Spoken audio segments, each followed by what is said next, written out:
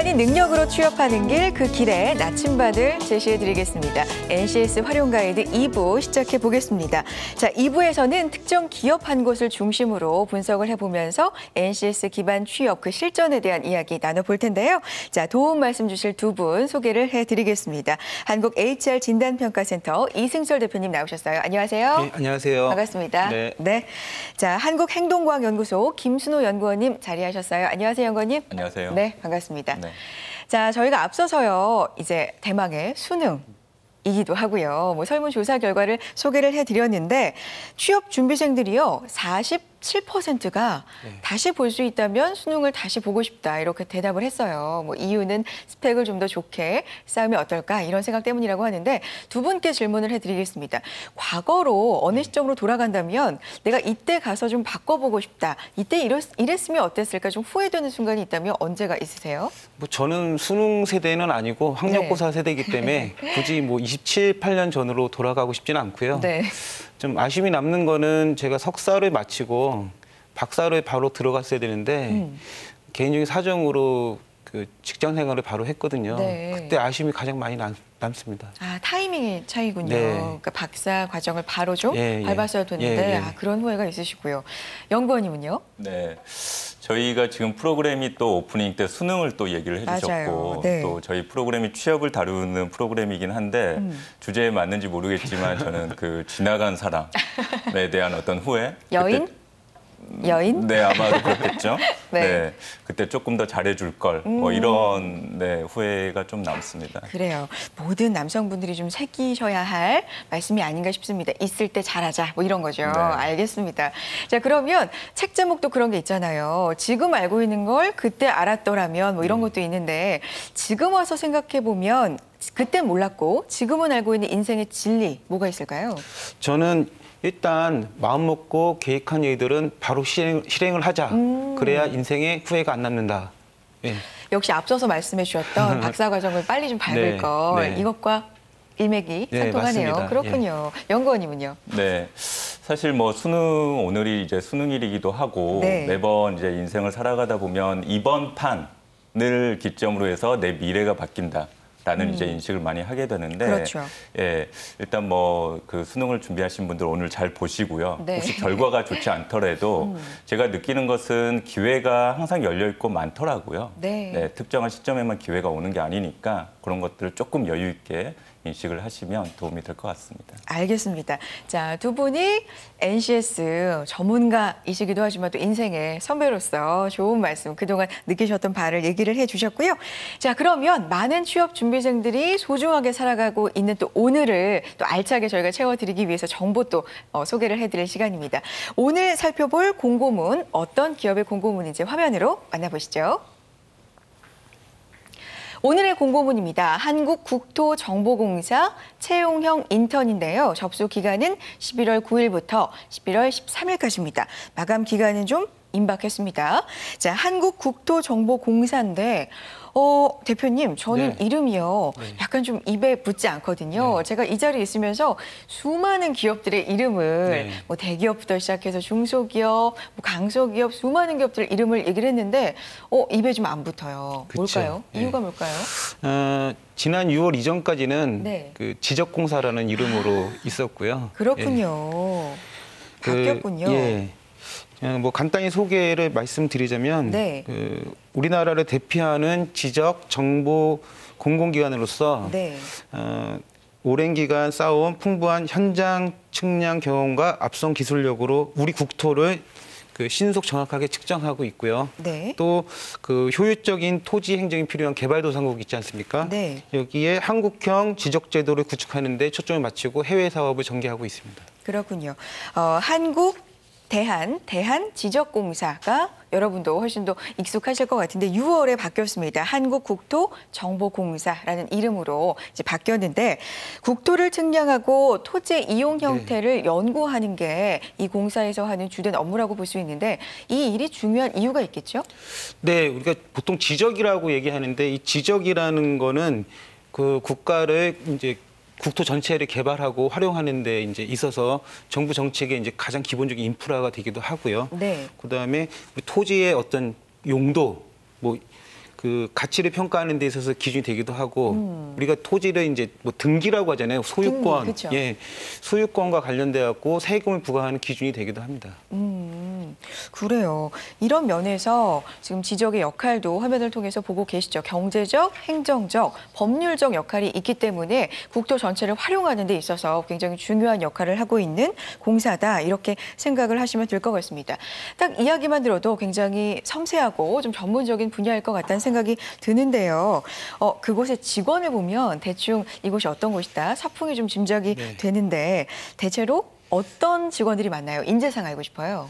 인재상에 대해서는 홈페이지에 구체적으로 나타나 있진 않더라고요. 아, 그래요? 근데 업무적으로 봤을 때는 측량이라는 게 기본적인 업무이기 때문에 좀 정확하고 네. 꼼꼼하고 그리고 공정한 예, 그런 직원들이 모여 있는 조직이 아닐까 생각이 됩니다. 정확, 공정, 꼼꼼 네. 이 정도를 좀 예측을 해주셨고 연구원님은 어떻게 보세요? 네, 뭐 지금 대표님께서 말씀하신 내용과 거의 같은데요. 네. 그 이제 대한지적공사가 한국국토정보공사로 변화가 되면서 이제 갖고 있는 컨셉 자체가 조금 변화가 됐거든요. 네네. 그러니까 과거의 지적공사에서는 평면적인 형태의 어떤 그 토양 혹은 이제 땅에 대한 어떤 개념이었다면 이제 정보공사로 바뀌면서 공간의 개념으로 그 컨셉 프레임을 전환을 했어요. 아. 예, 그런 점에서도 조금 인식을 하고 거기에 알맞은 인재상에 대해서 고민을 하시는 것이 좋겠습니다. 네, 초점을 맞추는 것 자체가 땅에서 공간으로 변화했다. 이런 또 꿀팁을 주셨습니다. 이 부분도 잘 참고해서 준비를 하시면 좋을 것 같은데 자, 오늘 한국국토정보공사입니다. 공고문을 지금부터 꼼꼼하게 분석을 해볼 텐데 가장 특이한 점이라면 어떤 게 있을까요, 대표님? 네, 이번 한국국토정보공사의 채용은 사실 지난해부터 사실 이 기관이 NCS 채용을 해왔습니다. 네. 그래서 뭐 우수기관으로 선정이 되기도 했고, 그래서 이번 채용에서의 또 특징은 뭐 불필요한 스펙보다는 네. 직무 수행에 필요한 역량을 갖춘 인재를 선발하기 위해서 뭐 역량 기반 지원서, 직업기초 능력 평가, 역량 면접 등을 실시하는 게 특징이라고 할 수 있습니다. 그래요. 그러니까 지난해부터 이미 네. 시행을 해왔고 네. 올해도 역시 열린 채용이라고 하죠. 네. 어떤 제약 없이 네. 조건 없이 지원을 받고 NCS 기반으로 해서 채용을 한다는 얘기인데 전형 단계도 그러면 좀 달라졌나요? 전형 단계도 좀 틀렸다고 볼 수 있고요. 그래요. 대부분 공공기관이 순환보직제를 선택을 해서 어떤 그 입사 이후에 이제 많은 여러 부서를 이제 돌아다니게 되는데 부서를요? 예. 네네. 지적공사 같은 경우는 이미 그런 어떤 직무제를 이제 빨리 도입하려고 지금 시도를 하고 있고 채용 과정에서도 마찬가지로 이제 직무급 채용 저희 지난번에 한전 채용 공고를 보셨지만 거기에도 뭐 사무직 같은 경우는 15개 직무가 들어가 있었는데 네. 이번 그 국토정보공사 같은 경우는 네. 그 실질적으로 뭐 합격의 어떤 그 여부는 반영을 하지 않지만 그 지원자의 어떤 교육사항, 직무와 관련된 교육사항, 자격사항, 경험사항들을 반영하는 직무 중심의 이제 기반 채용을 하게 됩니다. 아, 그렇군요. 예. 보통의 공공기관이 이제 부서별로 말씀해 주셨듯이 순환 근무를 좀 하게 되는데 이 공사 같은 경우는 직무 중심으로 일단 뽑으려는 시도를 하고 있기 때문에 네. 직무 중심으로 어떤 교육을 받았는지 네. 어떤 자격증을 취득을 했는지 이 부분을 좀 더 중점적으로 본다는 점 기억을 해 주셨으면 좋겠습니다. 자, 그러면 공고문을 좀 더 자세하게 살펴보도록 하겠습니다. 지적 측량 부분을 좀 더 자세히 알아볼게요. 네. 어떤 부분이 있는지 이번에 연구원님이 한번 설명을 네. 해주시죠. 네, 지적 측량에 관한 부분인데 네. 일단 NCS 기반으로 한국국토정보공사가 이번 채용에서는 총 5개 직군에 대해서 지금 선발 계획이 있고요. 네. 그중에서 대표적인 이제 지적 측량 직무에 대한 내용을 한번 살펴보겠습니다. 그동안 많이 봐오셨듯이 직무 설명서를 이렇게 제공을 하고 있고 크게 대분류부터 세분류까지 지적이라는 직무에 대한 내용을 언급을 하고 있습니다. 네. 세부 직무만 잠깐 한번 보겠습니다. 토지에 관련된 정보를 조사, 측량하여 지적 공부에 등록 관리하고 그 변경 사항을 영속적으로 관리함으로써 효율적인 토지 관리와 소유권 보호를 목적으로 하는 직무. 조금은 조금 어려운 용어로 적혀 있긴 한데요. 예, 이런 어떤 그 세부 직무를 다루는 형태의 직군이라고 볼 수가 있겠습니다. 아, 그래요. 채용 공고문에 나타난 업무 내용에 따라서 내가 여기에 지원을 했을 때 어느 정도 합격 가능성이 있는지 스스로 점검해보고 싶은 분들도 있으실 것 같은데 이 부분에 있어서는 어떻게 보십니까, 연구원님? 네, 제가 그 자료를 하나를 준비를 한 게 있는데요. 네네. 사실 그 채용 공고문의 구조를 이해를 하실 때 보통 이제 그 NCS 분류 체계에서는 해당되는 화면에 또 나오고 있는데 해당되는 능력 단위가 예를 들면 그 오늘 지금 지적 측량에 대해서 알아보고 있는데 지적 측량에 해당되는 능력 단위가 총 12가지가 NCS 분류 체계에 등록이 되어 있습니다. 12가지나 돼요? 그렇죠. 상당히 많죠. 그러네요. 예. 보통 일반적으로 그 단위, 세분류의 능력 단위가 보통 10개 내외로 지금 포함이 네. 되어 있거든요. NCS 분류 체계 상에. 그런데 그 오늘 살펴보고 있는 한국국토정보공사에서는 이 중에서 상위에 있는 5가지, 그러니까 지적 기준점 측량, 세부 측량, 지적 재조사, 지적 확정, 축척 변경이라고 하는 12가지 중에서도 5가지에 대한 능력 단위만 주목을 하고 있거든요. 네. 예. 그래서 이제 많은 친구들이 이 12가지나 되는 능력 단위를 언제 다 공부하고 준비를 해라고 생각할 수도 있겠지만 그렇죠. 예, 국토정보공사에서는 이 중에서 선택적으로 적용을 하고 있다는 지점, 이 부분도 한번 체크를 하시면 좋겠습니다. 알겠습니다. 12개의 단위나 능력 단위가 있습니다. 좀 많다고 생각이 드실 수도 있겠지만 이 부분을 다 알아야 되는 건 아니고 네. 어느 정도 선택적으로 분류가 가능하다는 점, 선택이 가능하다는 점 강조하고 싶으신 거죠? 그렇습니다. 네, 그리고 알겠습니다. 공고문을 보시고 나면 네.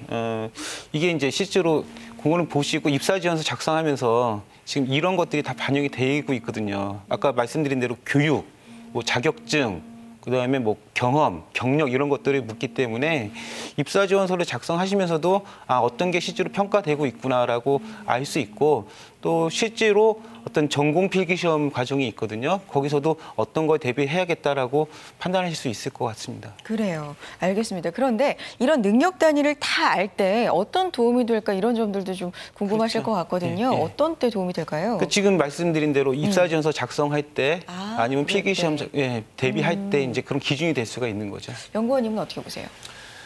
그렇죠. 이제 능력 단위의 내용들이 사실은 그러니까 저희가 NCS 분류 체계가 대중소 세분류까지 나와 있는데 네. 사실 이 큰 틀에서의 대분류부터 세분류까지의 내용은 조금 막연한 감이 있어요. 네. 예, 그래서 실제 취업 준비를 하실 때는 능력 단위와 능력 단위 요소에 보다 더 주목을 하시는 것이 좋겠습니다. 알겠습니다.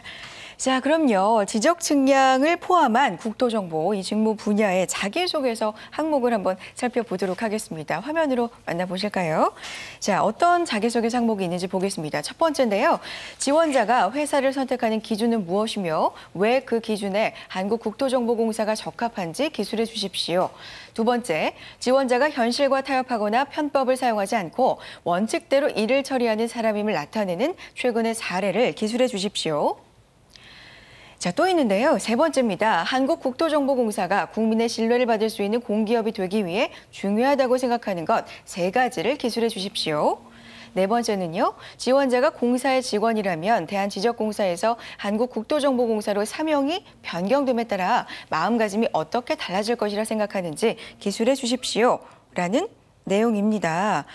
그래요. 지원서를 보시면 네. 일단은 뭐 어떤 지원 동기를 묻는 걸 수도 있고요. 두 번째 항목 같은 경우는 그 직업 윤리, 우리 그 직업기술 능력에서 말하는 직업 윤리. 예, 아무래도 공공기관이고 아까 제가 말씀드린 대로 뭐 정확성과 공정성을 요구한다고 치면 네. 이런 직업 윤리가 필요하다고 보고요. 세 번째나 네 번째는 그 조직에 대한 이해가 어느 정도 되는지 이런 것들을 판단하는 질문입니다. 알겠습니다. 네. 자, 자기소개서 항목 4가지를 봤습니다. 저도 앞서서 국토정보공사 뭔가 어색하다. 대한지적공사가 6월에 사명을 변경을 했습니다. 이 부분에 대한 또 자기소개서 항목도 나와 있어서 역시 이 공사에 대한 회사에 대한 관심이 기존에 있었던 사람이 유리하겠다 이런 생각이 들었는데 자, 연구원님 네. 제가 알기로 네. 이 대한지적공사이던 시절이겠죠? 네. 한국국토정보공사 상반기에 90명이 넘는 신입사원을 이미 그렇죠. 뽑았습니다. 네. 그러니까 대표님께서도 설명해 주셨지만 NCS 채용을 이미 작년부터 했기 때문에 이 90명이 넘는 신입사원도 NCS 기반 채용으로 입사를 한 거잖아요. 그렇죠. 어떻습니까? 만족도 면에서 좀 높은 편인가요? 네, 그러니까 이제 채용 전형을 시험을 일반적으로 설계를 할 때 그 채용 전형이 그 성공적으로 구현이 됐느냐, 그 성패를 이제 판단을 할 때 몇 네. 가지의 지점들을 이제 점검을 하는데요. 그 중에 이제 중요한 것 두 가지가 정말 우리 회사의 인재상, 우리 회사가 뽑고 싶은 지원자들이 지원을 했느냐라는 네. 부분이 하나가 있고요. 또 하나는 이제 조기 퇴사율에 대해서도 상당히 민감하게 회사에서 그렇죠. 체크를 합니다. 요즘 굉장히 많잖아요. 그렇죠. 많은 비용을 들여서 뽑아놨는데 조기에 퇴사를 해버리면 회사로서는 비용이 이제 손실이 발생이 되는 거니까 그 두 가지 지점에서 한국국토정보공사도 이제 팔로업 그 연구를 분석을 진행을 했고요. 해당되는 그 국토정보공사 인사 담당자가 일단 허수 지원자가 많이 비율이 낮아졌다라고 해서 효과성을 언급하고 있고 네. 조기 퇴사율 동안 상당한 비율로 이제 호전적으로 개선이 됐다라고 언급을 하고 있습니다. 아무래도 NCS 기반으로 채용을 하고 난 뒤에는 허수 지원자도 줄었고 전반적으로 만족도가 높아졌다. 뭐 이런 평가를 받고 있습니다. 자, 서류 심사가 끝나면 이제 필기 시험을 치르게 되는데요. 필기 시험은 기존 필기 시험 그리고 NCS 직무 인성 검사 그리고 직무 능력 검사를 실시하게 되어 있습니다. 자, 직무 인성 검사와 직무 능력 검사 약간 이름이 좀 헷갈리기도 하고 네. 기존의 검사와 어떤 차이가 있을까 이런 생각도 드는데 어떻습니까, 대표님? 네. 일단 1차 필기 시험은 크게 두 가지로 나눌 수가 있습니다. 네. 직업 기초 능력 평가하고 직무 지식 검사 부분으로 나눌 수 있는데 직업 기초 능력 평가는 그 직업 성격 검사, 인성 검사죠. 인성 검사를 한 30분 정도 치르는데 이거는 이제 합격 여부만 그 적합 여부만 반영을 하지 점수에는 미반영을 하고 있고요. 그래요? 직무 능력 검사라고 해서 네. 그 우리가 많이 했던 그 직업 기초 능력을 갖다가 각 그 직무별로 평가를 하게 됩니다. 한 60분 정도 평가를 하게 되고 직무 지식 검사 같은 경우는 기존에 치러진 필기 시험 형태로 그러니까 전공 필기 그리고 여기서 또 특별한 그 좀 특이한 사항은 그 기초 통계학이라는 게 이제 전 부분에 공통적으로 들어가 있어요. 그래요? 그래서 직무 지식 검사는 전공 플러스 기초 통계학을 보신다고 생각하시면 됩니다. 아, 그래요? 그러니까 직무 인성 검사는 별 문제만 없으면 네. 합격을 시키는 그렇죠. 네. 그러니까 합격, 불합격 뭐 그런 용어로만 예. 사용을 하고 직무 지식 검사 같은 경우 60분 동안 치러지는데 이 부분에서 점수를 매기는군요. 그렇죠. 알겠습니다. 자, 그렇게 알아두시면 될 것 같고 자, 이제 어떤 문제들이 출제가 되는지 실제 문제들을 가지고 저희가 한번 풀어보면서 워밍업을 해보는 그런 시간인데 자, 연구원님이 문제 네. 오늘도 준비하셨죠? 어떤 네. 내용 알려주실 건가요? 네, 저희가 이제 지난 시간까지는 직업 기초 능력의 그 단위 요소 네. 그리고 바로 이 직전 시간에는 이제 복합된 형태의 요소들 이런 예제 문제들을 살펴봤는데 네. 제가 이제 학생분들을 여러 차례 이제 만나다 보니까 많은 친구들이 이제 질문을 하는 것이 NCS 기반 능력 중심 채용, 특히나 직업 기초 능력 평가라고 하는 것이 올해 처음 시행이 되다 보니까 기존의 적성 검사를 준비했던 저의 노력은 그러면 수포가 되는 건가요? 예, 의미가 없게 되는 건가요? 라는 질문을 많이 합니다. 저도 근데 그런 생각 들 것 같아요. 그렇죠. 네네. 네. 그래서 이제 그 기존의 이제 적성 검사하고 직업 기초 능력 검사가 어떻게 변화가 되었는지 그리고 결론적으로는 적성 검사에 대한 많은 시간을 들여서 준비하셨던 분들이 직업 기초 능력 평가에 대해서도 유리할 수 있다라는 점, 그 점을 좀 설명을 드리겠습니다. 그래요. 전반적으로 그러면 어떻게 변화가 됐는지 네. 그 전체적인 뭐 내용을 좀 살펴볼까요, 먼저? 알겠습니다. 네. 우선 저희가 이제 적성 검사의 주요한 하위 요인을 한번 살펴보겠습니다. 네. 적성 검사의 하위 요인이 보통 저희가 언어, 수리, 추리, 네, 공간지 강력 이 네 가지가 적성 검사에서 측정하고자 하는 주요 하위 요인이거든요. 네. 그런데 이 내용들이 직업 기초 능력 평가에서도 그대로 유지가 되고 있습니다. 그러니까 언어, 수리, 추리는 그대로 유지가 되어 있는데 여기에 화면에도 나와 있지만 맥락적 구현이라는 표현이 나와 있죠. 네. 이게 어떤 의미냐면 직업 기초 능력 평가에서의 문항들은 대부분 실제 기업 장면에서 맞닥뜨릴 수 있을 만한 뭐 문서라든가 서류 또는 문제 해결 과정들이 구현이 되어 있거든요. 그게 이제 맥락적 구현인 거고, 예. 그런데 상대적으로 공간지 강력은 그런 맥락적 구현에 있어서의 조금 제한점이 있어서 그 적용 정도의 비율이 좀 축소되어 있다. 라고 이해하시는 것이 좋겠습니다. 그렇군요. 사실 공간 지각력이 제가 제일 어려워하는 분야 중에 하나인데 네. 뭐 이런 분들, 저와 비슷한 분들은 오히려 좀 더 반가워진 게 아닌가? 그렇죠. 그런 생각도 들어요. 분명히 네. 그렇게 생각하실 수가 있죠. 네네. 네. 그러면 기존 적성 검사의 예시를 한번 보고 나중에 이게 어떻게 변했는지 보면 네. 좋을 것 같거든요. 알겠습니다. 기존 문제부터 볼까요? 네, 우선 언어 능력에 관련된 기존의 적성 검사 문항을 한번 살펴보겠습니다. 네.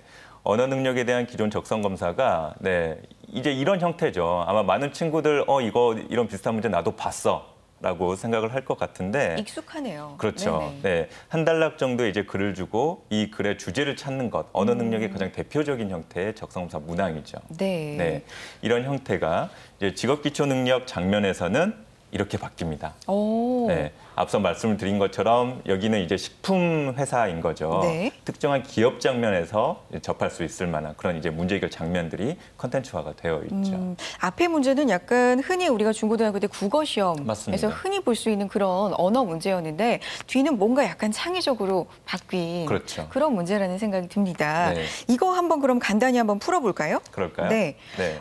계란에 대해서 알레르기가 있는 고객이 제품에 대한 문의를 해올 때 제품에 대해서 어떻게 설명을 해야 되는가라는 문제였습니다. 그럼 이거를 다 볼 필요가 없는 거죠? 그렇죠. 네. 네, 중요한 정보들만 이렇게 셀렉을 해서 선택을 해서 보시면 되겠죠. 그러면 본 제품은 계란, 메밀, 땅콩 뭐 이것과 같은 제조 시설에서 제조가 됐다. 이 부분만 본다면 네. 답이 4번 아닌가요? 그렇죠. 네. 금방 푸셨네요. 네, 맞습니다. 정보가 너무 많은데 네. 중요한 키워드들만 찾아서 문제를 푸시면 되겠습니다. 알겠습니다. 자, 그러면 정말 다 볼 필요가 없고요. 중요한 부분만 뽑아서 보면 금방 풀 수 있는 문제인데 어떤 능력을 보는 건가요? 자, 이게 이제 언어 능력인데요. 네. 사실 직업 기초 능력의 그 10가지의 능력 요소를 보면 언어 능력이라는 타이틀은 없어요. 언어 능력이라는 타이틀은 없고 다만 기존의 적성 검사에서 재고자 하는 언어 능력의 의미들이 대부분 의사소통 능력이라든가 문제 해결력 쪽에 초점을 맞추어서 변화가 되고 있죠. 알겠습니다. 자, 그렇다면 한 문제 더 보겠습니다. 기존의 문제를 보여주시고요. 이게 어떻게 변화됐는지 보여주시면 돼요. 기존의 문제 먼저 볼까요? 네. 네. 이번에는 이제 추리 능력의 기존 적성 검사 문항을 한번 보겠습니다. 좋습니다. 네. 추리 능력의 이것 또한 아주 전형적인 형태의 그 연역적 그 사고력을 측정하는 문항이고요. 사실들이 나와 있고 결론에 대해서 옳은지 그른지를 판단하는 이런 형태가 적성 검사에서 출제가 됐었죠. 이것도 익숙하네요. 그렇죠. 네, 그렇다면 변화된 문제는 어떤가요? 네. 직업 기초 능력 평가는 이제 이런 형태로 특정한 정보를 주고 이 정보를 통해서 논리적인 사고를 해서 네. 그 결론을 유추해내는 그런 형태의 문항이죠. 그렇군요. 전년 동기 대비 한국 경제 성장률 추이인데 주어진 자료를 가장 잘못 해석한 것은 그랬는데 전 사실 미리 풀어봤는데 네. 얼핏 보면 전 3번인 줄 알았거든요. 네네. 2009년을 전후 한 시기를 제외하고는 매번 꾸준히 성장해 왔다. 그렇죠. 이게 잘못된 건 줄 알았어요. 왜냐하면 그쵸. 떨어진 때도 있으니까. 근데 이게 잘 된 해석이라면서요? 맞습니다. 네네. 그러니까 이게 이제 저희가 몇 번에 걸쳐서 말씀드렸던 그 매력적인 오답에 대한 선택지거든요. 그게 3번이군요. 그렇죠. 네. 예. 그래서 이게 기출 문제인데 실제로 응답률을 보면 3번에 대한 응답비율이 상당히 높았습니다. 아, 그랬군요. 네. 저처럼 함정에 빠진 거군요. 그렇죠. 근데 이게 왜 그러니까 잘 된 해석인가요? 네, 보시면 이게 경제 성장률이죠. 전년 동기 대비. 그러니까 그 경제 규모를 액면가 그대로 나타내는 그 지수가 아니고요. 경제 성장률이기 때문에 그래프에 보시면 마이너스 성장률을 기록한 때에만 경제 규모 자체가 감소한 것이다라고 이해를 할 수가 있는 것이고요. 경제 성장률이 양적인 지표를 보이는 것은 그 정도의 차이는 있겠지만 계속해서 경제 규모가 커나갔다라고 볼 수가 있겠죠. 그래요. 경제 성장률이 좀 둔화됐을지언정 어쨌든 계속 성장은 해온 거다. 그렇죠. 이렇게 볼 수가 있고요. 네. 답이 그러면 어떻게 볼 수 있죠? 답은 잘못된 것은 5번이죠. 5번. 네, 잠깐 네. 보시면 네. 2014년 이후 완만하지만 계속해서 경제 성장률이 하락세로 이어지고 있으므로 또 다른 경제 위기가 찾아올 것을 예상할 수 있다라고 되어 있는데 물론 앞에 그 2008년부터 14년도까지의 경험적인 데이터를 보면 그렇게 결론 내릴 수는 있지만 네. 그렇다고 해서 미래에도 어떤 글로벌 경제 위기가 찾아올 것이다라고 네네. 단정적으로 결론 내리기에는 조금 근거가 부족하죠. 알겠습니다. 답은 5번입니다. 자, 기출 문제까지 풀어봤고요. 한국국토정보공사의 내용 오늘 자세하게 살펴봤습니다. NCS NCS 기반 채용으로 지금 현재 접수 중인데 내일이 마감입니다. 이미 접수를 하신 분들도 많을 거고요. 필기 시험 위에서 지금 이 순간 뭘 해야 되는지 두 분이 한 말씀씩 해주시면 좋을 것 같아요. 대표님. 뭐 말씀드린 대로 저희가 직무기술서 굉장히 강조하고 있는데 네. 그 부분에서 어떤 내용을 내가 알아야 되는지 일단 시험이니까 지식 위주로 평가가 되지 않겠습니까? 그렇죠. 그래서 뭘 알아야 되는지를 갖다 이제 판단하면은 좀 쉽지 않을까 생각이 듭니다. 알겠습니다. 연구원님은 어떤 방법 추천해주고 싶으세요? 네, 필기 전형이 이제 거의 뭐 몇 주 또는 며칠이 남지가 않았죠. 그렇죠. 대부분의 기업들이 지금 필기 전형 시기인데요. 뭐 시간이 많으면 책도 많이 읽으십시오, 여러 가지 자료를 살펴보십시오라는 말씀을 드리겠지만 네. 지금 그렇기는 너무나 바쁜 시기이고 짧아요. 네. 그래서 실제 실전 문제들을 보시면서 적응력을 높이는 연습을 하시는 것이 좋겠습니다. 알겠습니다. 자, 구 대한지적공사입니다. 사명이 바뀌었고요. 한국국토정보공사 오늘 공고문 자세하게 NCS 기반으로 분석을 해봤는데 이제 한국국토정보공사는 뭐뭐다 한 줄 정의를 내려볼 시간입니다. 자, 대표님 뭐라고 정의하셨어요? 저는 자와 칼이다라고 자와 칼. 했습니다. 예. 그러니까 길이를 재는 자요? 네. 왜요? 아무래도 측량이다 보니까 아까 뭐 인재상과 관련해 갖고 이제 저희가 정확성, 꼼꼼, 공정성이라고 그랬잖아요. 그래서 정확성적인 측면, 꼼꼼한 측면에서 자, 그리고 공정성 면에서 칼 이렇게 좀 비유를 했습니다. 아, 정말 상징적이네요. 네. 네. 공정하고 꼼꼼한 인재를 원하는 또 한국국토정보공사에 어울리는 비유를 해주셨고요. 자, 연구원님은 뭐라고 정의하셨나요? 네, 저는 차원의 전환이다라고. 네. 거창한데요. 알 수가 네. 없어요. 차원의 전환? 네. 뭔가요? 이제 그 아까 서두에도 잠깐 말씀드렸지만 과거에 지적공사가 평면적인 이차원적인 형태의 어떤 주목을 했다라고 한다면 네. 한국국토정보공사는 공간이라고 하는 3차원의 주목을 하고 있는 이제 컨셉으로 전환이 이제 변화가 되었거든요. 네. 그래서 이제 입체적인 형태의 어떤 프레임을 가지고 있다. 라는 측면에서 그런 점들을 좀 상징적으로 받아들이고 여러분들도 본인들을 판단하고 자가평가를 해보실 때 기존에는 평면적인 관점에서 점검을 했다면 좀 다각도적이고 입체적인 어떤 장면에서 그 자가평가를 해보시면 좋겠습니다. 알겠습니다. 자, 앞서서 설명해 주셨지만 사명을 바꾸면서 땅에서 공간으로 초점이 바뀌었다는 점도 꼭 염두를 해서 지원을 해보셨으면 좋겠습니다. 자, 오늘은요, 한국국토정보공사의 공고문을 가지고 자세한 분석 함께 해봤습니다. 자, 다음 시간에 또 다른 공고문 가지고 이야기 나눠보겠습니다. 한국 HR 진단평가센터 이승설 대표님, 한국행동과학연구소 김순호 연구원님 함께했습니다. 두 분 고맙습니다. 예. 자, NCS 활용 가이드 오늘 저희가 준비한 소식은 여기까지고요. 저희는 다음 이 시간 알찬 소식으로 찾아뵙겠습니다. 여러분 고맙습니다.